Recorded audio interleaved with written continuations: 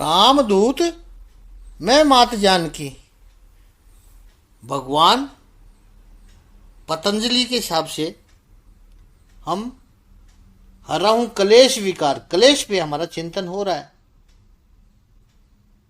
वेदांत के अनुसार 6 प्रकार के विकार है। पतंजलि के हिसाब से तो हमने चिंतन कर लिया था। तो वेदांत के अनुसार 6 प्रकार के विकार है। काम, क्रोध, लोभ, मोह, मद और मत्सर। बहुत संक्षेप में इसको देखें। किसी भी वस्तु, व्यक्ति या परिस्थिति की उत्कट इच्छा, उसको कहते हैं काम। मिले ही, इसको कहते हैं काम।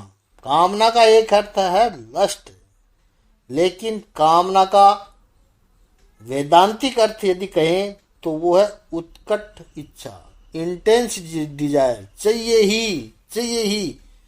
अब इसको क्यों कहा है कि मनुष्य को दुखी करता है? क्योंकि जब तक वो वस्तु, वो व्यक्ति नहीं मिलती है, वो वस्तु, तब तक आपको अपूर्णता का अनुभव होता है। कामना को, और इतना ही नहीं, वो वस्तु की नहीं मिलती है, कामना को पूरी करने के मार्ग में जो कोई भी विघ्न आए, उसके प्रति क्रोध आएगा ही।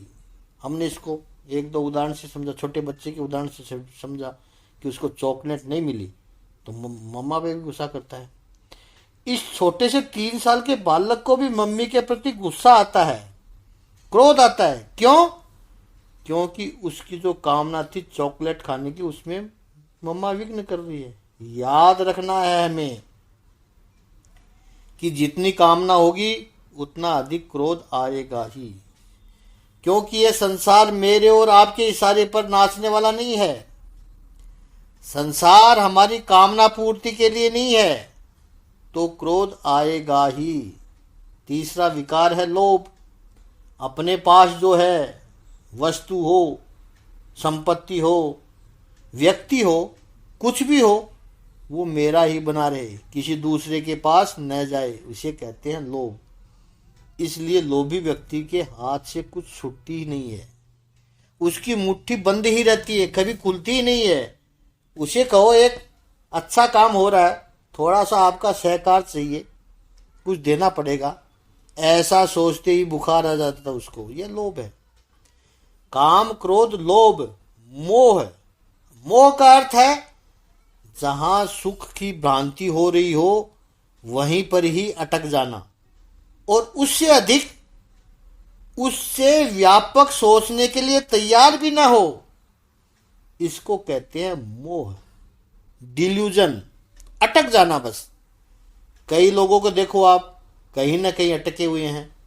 किसी को लगता है कि संपत्ति इकट्ठी कर ले बस सुख मिल जाएगा, तो वो पैसों में ही अटका हुआ है। पैसा पैसा, हर वक्त पैसा। 20 साल की उम्र से शुरू किया, 80 साल की उम्र हो गई, अभी भी पैसा पैसा, अटक गया एक जगह। कुछ लोगों को लगता है कि प्रसिद्धि मिल जाएगी, नाम हो जाएगा तो अच्छा लगेगा, बस नाम के पीछे दौड़ रहे हैं। सबको मैं अच्छा लगूं, सब मुझे अच्छा कहे, सब लोग मेरे बारे में अच्छी बातें करें, कीर्ति का मोह है। उसको बस एक ही जगह अटके हुए हैं। जैसे पहले के ज़माने में रिकॉर्ड हुआ करती थी, अभी तो MP3, फ्लैश, ये सब आ गए, DVD, CD, लेकिन पहले वो बड़ी रिकॉर्ड होती थी, काले वाली, याद आ गया होगा, बाजा चलता था, हैंडल घुमाओ, रिकॉर्ड चलती थी। मेरे पिया गए रंगून। वो रिकॉर्ड में कभी कभी तकलीफ हो जाती थी। वो रिकॉर्ड बजते बजते अटक जाए तो फिर केवल रंगून रंगून ही करती रहती थी, पिन अटक जाती थी बार बार। किसी रिकॉर्ड पर पिन अटक जाए तो कहते हैं कि ये रिकॉर्ड खराब हो गई, फेंक दो इसको। जीवन का भी ऐसा ही होता है। जीवन की रिकॉर्ड पर बार बार पिन अटक जाती है। जैसे केवल पैसे पर ही अटक गई, कीर्ति पर ही अटक गई, कुछ लोगों की खाने पीने पर भी अटक गई।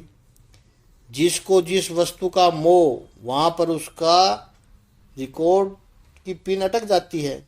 और बार बार ऐसे पिन अटक जाए और 80 85 90 साल हो जाए तो लोग कहते हैं कि ये रिकॉर्ड खराब हो गए, बार बार पिन अटक जाती है, उस जीवन का भी विसर्जन किया जाता है। तो मोह से बचे। मद यानी अपने को मिली हुई वस्तु, विषय और व्यक्ति के श्रेष्ठता का भाव, इसे कहते हैं मद। अहंकार करना, उस पे घमंड करना, ऐसी वस्तु मेरे पास ही है। जो वस्तु मिली है, जो भी व्यक्ति अपने पास जो भी है, उसकी अलग ही विशेषता है। मैं सुंदर हूं, उसकी वजह से मद आ गया। मेरा इतना बड़ा बंगला है, इतनी महंगी वाली गाड़ी है मेरे पास, मेरी पत्नी बड़ी सुंदर है, डॉक्टर है वो। अब पत्नी तेरी इतनी सुंदर है, इतनी गुणी है, तो उसमें तूने क्या रोल अदा किया? उसका ईगो क्यों है तेरे को? वो सुंदर है तो उसके माता पिता सुंदर होंगे। इस कन्या ने स्वयं अपने सौंदर्य का ख्याल रखा होगा, स्वयं योग एक्सरसाइज करके फिट रही है वो। और मेरी पत्नी सुंदर है, रट लगा रखी है मेरी मेरी की, इसे कहते हुए घूम रहा है। तूने क्या किया? तू क्यों इतना अहंकार कर रहा, इतरा रहा है? तो अपने पास जो वस्तु, व्यक्ति या विशेषता है, उसमें श्रेष्ठ, मैं श्रेष्ठ हूं, इसी भाव को मद कहते हैं। और मत्सर यानी दूसरे की प्रगति या उसकी इच्छा को देखकर व्यवहार में एक कुभाव प्रकट होता है, उसे कहते हैं मत्सर। ईर्ष्या, जेलेसी, दूसरे की प्रगति सहन नहीं होती, दूसरे का विकास सहन नहीं होता है, वो मत्सर है। श्री हनुमान जी की कृपा से सारे विकारों से मुक्त होता है साधक, और अध्यात्म पथ पर गतिमान होता है। तो बल बुद्धि विद्या देहु मोहि हरहु कलेश विकार। आइए अब श्री हनुमान चालीसा की पहली चौपाई अति भाव पूर्वक गाएं। जय हनुमान ज्ञान गुण सागर, जय कपीस तीनों लोक उजागर। हनुमान जी की जय हो, जो ज्ञान गुण सागर है, ऐसे हनुमान जी की जय हो। जय कपीस, वानर श्रेष्ठ की जय हो। तीनों लोक उजागर, तीनों लोकों को प्रकाशित करने वाले, जो तीनों लोकों में प्रसिद्ध है, ऐसे वानराधिपति की जय हो। हनुमान शब्द समझने जैसा है, बिल्कुल सरल गांव की भाषा में कहे तो जिसने अपने मान का हनन कर दिया है वो हनुमान। संतों महापुरुषों का दर्शन है कि ये मान शब्द बड़ी समस्या सर्जन करता है। जिसके भी पीछे मान लगता है, आगे मान लगता है, वो मान कब तकलीफ दे सकता है पता नहीं। देखिए आप उन शब्दों को कुछ याद कीजिए, जिनके पीछे मान लगाओ, आगे मान लगाओ। जैसे सम्मान हो रहा है तब तो अच्छा लगेगा, लेकिन न हो तब तकलीफ देता है। अपमान, कोई अपमान करे तो मुंह कैसा हो जाता है। उनके वहां गए और उन्होंने पानी की भी नहीं पूछी, हमारा इंसल्ट कर दिया, इंसल्ट, अपमान कर दिया। अभिमान, मेरे जैसा दुनिया में कोई है ही नहीं, यह भाव मनुष्य को शांति से बैठने ही नहीं देता है। कितनी समस्या करता है वो। अग्नि संस्कार और हस्ती विसर्जन सब साथ में हो जाते हैं उसके। आगे का यजमान, अच्छा यजमान के भाव होते हैं कि जो सत्कर्म हो रहा है वो प्रभु की कृपा से हो रहा है, ऐसे भाव होने चाहिए। लेकिन दूसरों के भाव तो होते हैं कि हम ही सब कर रहे हैं, यजमान हैं हम यदि नहीं होते तो यह सत्कर्म होता ही कैसे। इस तरह के भाव होते हैं उनके। अगला शब्द देखिए आप, बेईमान। वो तो तकलीफ वाला है ही, इसके बारे में तो क्या चिंतन करें। अगला शब्द है सामान, उसके आगे भी मान लगा है। कुछ लोग तो घर से सफ़र करते हैं तो इतना सामान लेकर चलते हैं, निकलते हैं कि लगता है इसने घर में कुछ छोड़ा भी नहीं, सब कुछ ले आया क्या। कितनी तकलीफ देता है ज़्यादा सामान सफ़र में। हनुमान का संस्कृत व्याकरण के हिसाब से अर्थ करें तो हनु प्लस मान। हनु का अर्थ है ठोडी, और मान यानी जिसके पास ठोडी है। जैसे श्रीमान, जिसके पास श्री है वो श्रीमान। बुद्धिमान, जिसके पास बुद्धि है वो बुद्धिमान। ऐसे ही हनुमान यानी ठोडी वाला। तो ये तो आप कहोगे कि ठोडी तो सभी के पास है, तो क्या सब लोग हनुमान हैं? इस प्रश्न का उत्तर हमें वाल्मीकि रामायण के उत्तरकांड से प्राप्त होता है। इंद्र कहते हैं, मेरे हाथ से छुटे हुए वज्र का प्रहार इसकी ठोडी पर हुआ और इसने सहन कर लिया, इसलिए यह वानरों में श्रेष्ठ और अब से हनुमान के नाम से जाना जाएगा। अभी केवल इतना ही अर्थ रखते हैं। इसके आगे की व्याख्या, इस प्रसंग पर विशेष चिंतन हमारा 18वीं चौपाई जब आएगी उसमें करेंगे। वो है, जुग सहस्र योजन पर भानु लीलो ताई मधुर फल जानू। तब इस पर और चिंतन करेंगे, कई भाव निकालेंगे इस पे। उस समय हम यह प्रसंग क्या है इंद्र का भी लेंगे, उस पर चिंतन करेंगे। अभी हनुमान नाम की इतनी व्याख्या कर रहे हैं।